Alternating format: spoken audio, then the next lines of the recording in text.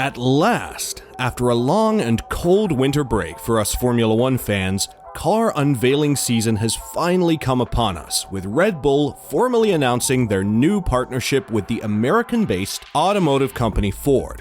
So, how did this partnership come to be? And what did Ford do that Porsche didn't in order to get the Milton Keynes-based team to sign on the dotted line? Lots to unpack today, so let's not delay this any further and get right into it. Red Bull has established a reputation for making waves since its arrival in Formula One almost 20 years ago. This was further showcased on Friday with a spectacular launch event in New York City and the announcement of a deal to bring American carmaker Ford back to F1. This is after their former partner Honda decided to leave F1 for good back in October 2020. While the company did still provide support, Red Bull stated that they inevitably want to be masters of their own fate, in this case, their power unit. In keeping with that, Dietrich Mateschitz, the late owner of the Red Bull energy drink brand, wrote a big check to create their own powertrain division in-house. It was a massive project, but true to their nature, they went all in. They hired the best, including lots of people from Mercedes engines, and now have around 500 employees working on making a kick-ass power unit for when the new rules that prioritize electric power come into play in 2026.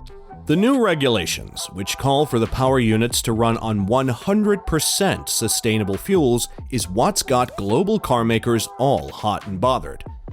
These new regulations prompted talks between Porsche and Red Bull about a possible partnership once the new regulations come into play.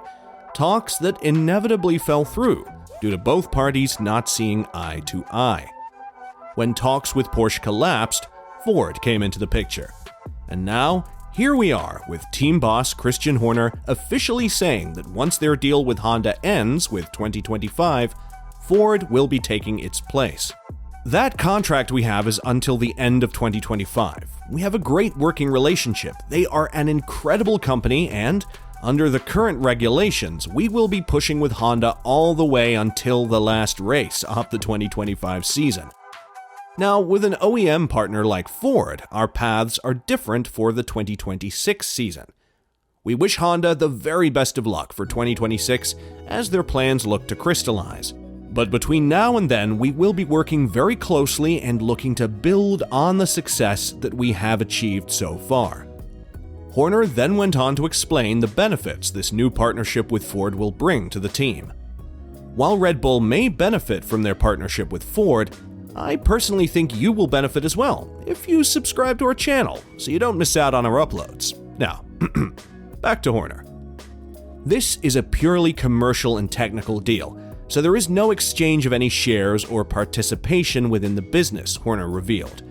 It's a very straightforward agreement where we will have the ability to share and have access to R&D, particularly on the EV side and self-technology, software development, and so on.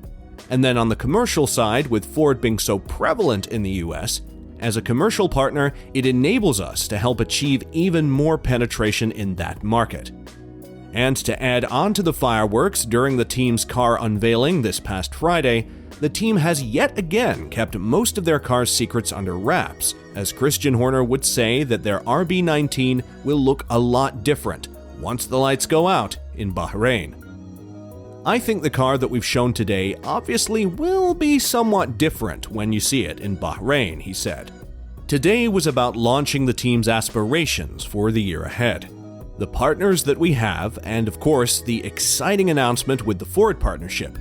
To do it here in the US, in this market, is the first time ever for Red Bull Racing. Yes, what you've seen today is not a total reflection of what will hit the track in Bahrain in a couple weeks' time. But while this may seem like a replay of last year, various sources say that aside from the steering wheel, the steering column, and the rims, the RB19 has nothing else in common with its predecessor.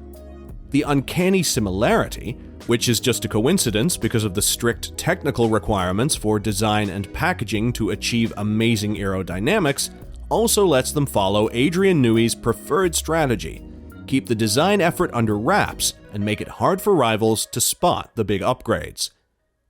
With the comeback of ground effect in 2022, hiding upgrades just got even easier. The floor is where all the good stuff is kept secret, and it's also the reason for over 70% of the car's aerodynamic power. And let's not forget about the suspension systems, which have to work with the new Pirelli tires, something team principal Christian Horner hinted at nervously during the New York launch. Basically, they fine-tuned the kinematics based on tests with the new tires toward the end of last season. Verstappen was all like, there's some new stuff in there, but I can't say what. But little did he know, he was giving away more than he thought. The real magic is hidden inside and under the RB19. A lighter chassis, a rejiggered mechanical design, but none of that is visible to the naked eye. Speaking of Verstappen, this season, Max Verstappen is gunning to become just the 5th driver in F1 history to win 3 championships in a row, and Red Bull wants to be the 6th team to grab 6 constructor titles. But can they make it happen? The Dutchman gave his thoughts on their chances at the Red Bull RB19 launch in New York. "We work hard as a team to try and make sure that we have a chance to fight for it again, but only time will tell, right? I'm not even thinking about these things at the moment, because it's more important to focus on just having a competitive car. And if we have a competitive car, these things can happen. But it's more important to make sure the car is running well, has no issues, and is quick at the end of the day." Verstappen was able to win a record of 15 wins in 2022 and amassed 454 points during the span of it. Such a dominating performance would give any driver the confidence to say that they are the driver/team to beat until proven otherwise. But Verstappen isn't in that mentality, as he would say that teams like Mercedes and Ferrari are still viable threats to his chance of winning the title 3 years in a row. I think even at the end of the year, it looked like sometimes they, Mercedes, had it together and sometimes not. So from my side, it's difficult to say because I'm not part of the team, but I guess we'll find out this year. If they fully understand everything they wanted to improve on, the car, of course, they will be our main rival, said Verstappen of the Silver Arrows. But I think Ferrari will be strong. But how strong is difficult to say. But Mercedes have shown, of course, over the last few years that they've been really, really strong. But they have a good group of people as well. But I trust in my people at Milton Keynes that they can build a very strong car together with an engine as well. I hope that we again have a strong package against them. So, did Red Bull make the right decision with Ford? Is Max just playing mind games with his competitors? Let's talk about it in the comments section. And hit the subscribe button as well while you're at it.